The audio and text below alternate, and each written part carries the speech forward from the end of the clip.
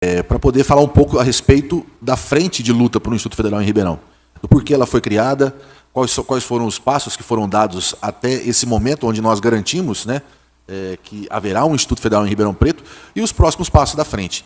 Primeiro, eu queria lembrar e fazer uma menção aqui, já que muito se falou de história, né, a figura do vereador Jorge Parada, que se fala muito no ano de 2013. E no ano de 2013, o vereador Jorge Parada liderou um processo de tentativa de construção de um movimento social que pudesse dar embasamento naquele momento, né, onde se esperava que Ribeirão Preto fosse receber uma unidade do Instituto Federal. Era um momento de expectativa de expansão no governo Dilma. Houve uma tratativa entre Prefeitura, Instituto Federal e Governo Federal, e o vereador Jorge Parada tentou construir um movimento que tivesse embasamento social naquele momento, né? Por todas as condicionantes políticas que se passaram do ano de 2013 para cá, não foi possível se instalar um Instituto Federal em Ribeirão Preto, mas, assim como o Calef disse na fala dele, a partir do final do ano passado, os ventos políticos mudaram no país. E quando a gente olha para o Instituto Federal, principalmente ao longo dos últimos 4 anos, a gente que está lá dentro, lutamos todos esses anos para resistir. Nós abríamos o ano no Instituto Federal e não sabíamos se teríamos orçamento para terminar o ano. Essa foi a realidade ao longo, pelo menos, dos últimos 4 anos. O que aconteceu do final do ano passado para cá foi uma mudança de ventos. Nós poderíamos estar hoje aqui, Duda, Rodine, Calef, lutando para o Instituto Federal continuar existindo. E hoje nós estamos aqui lutando e garantindo que o Instituto Federal está crescendo e voltando a ter investimento para a sua expansão. Isso é uma mudança muito grande. Por isso, quando o Calef diz que a vitória foi do povo brasileiro e da luta pela educação, ele tem toda a razão.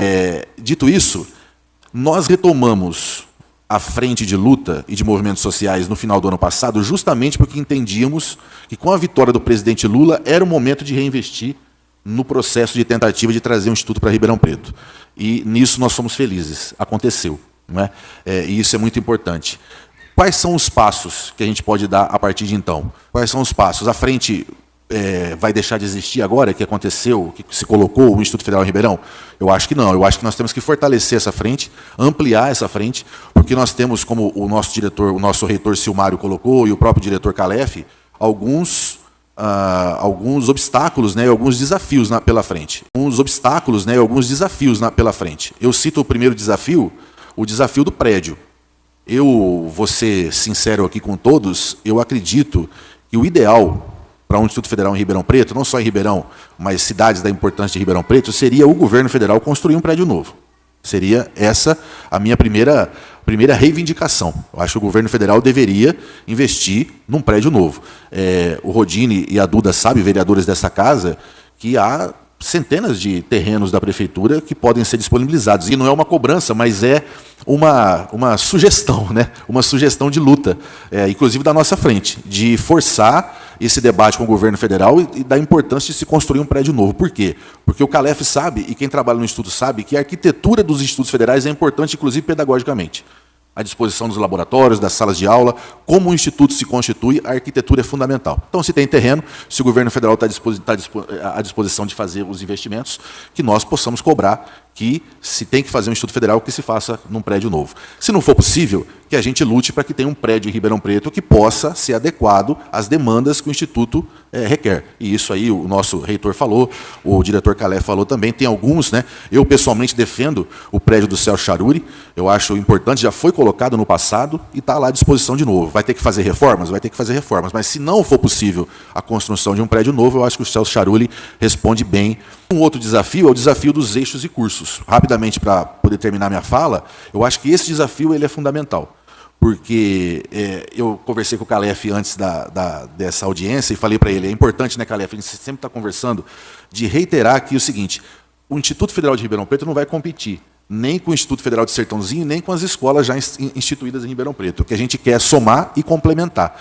Porque Sertãozinho tem uma característica, Ribeirão Preto tem outra. Então, no máximo, nós vamos complementar aquilo que os dois campos podem fazer de bom ou somar, né, na cidade de Ribeirão Preto. Então, isso é importante. E que a discussão dos eixos e cursos passe por um exaustivo processo de audiências públicas e de ouvir a comunidade de Ribeirão Preto. E aí eu vou, de novo, colocar aqui a fala do professor Leonardo, em que ele pontua pontua isso muito bem e nesse ponto eu estou junto com ele nesse debate, da importância de ouvir exaustivamente a sociedade ribeirão-pretana, todos os bairros, lideranças, sindicatos, que tipo de eixo, que tipo de curso nós vamos implementar aqui em Ribeirão Preto. Porque o papel do Instituto Federal, a Andréa leu aqui todo o histórico do Instituto Federal, está presente na carta, o Silmário falou e o Calef também, é a transformação social que o Instituto Federal traz quando ele é colocado numa cidade. E ele só vai fazer isso para Ribeirão Preto se ele tiver os cursos, os eixos e os cursos adequados para a nossa cidade, para que ele possa transformar de fato a vida de quem mais precisa. E quem mais precisa?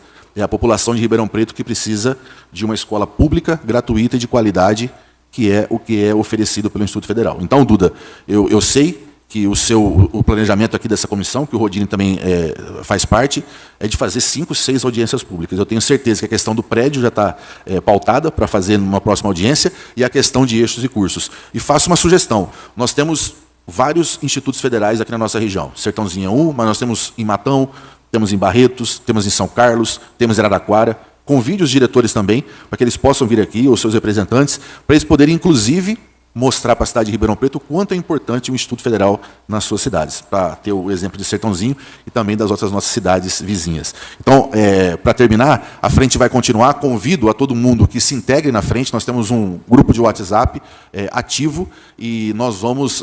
O primeiro passo foi dado. Retomamos a luta, conseguimos a garantia do prefeito do governo federal de que Ribeirão Preto vai ter um Instituto Federal, e agora a próxima luta é para que o prédio e os eixos de cursos respondam àquilo que Ribeirão Preto precisa. Obrigado. Muito obrigada, Ricardo. Agora eu queria passar a palavra para o Fábio Sardinha, que apresenta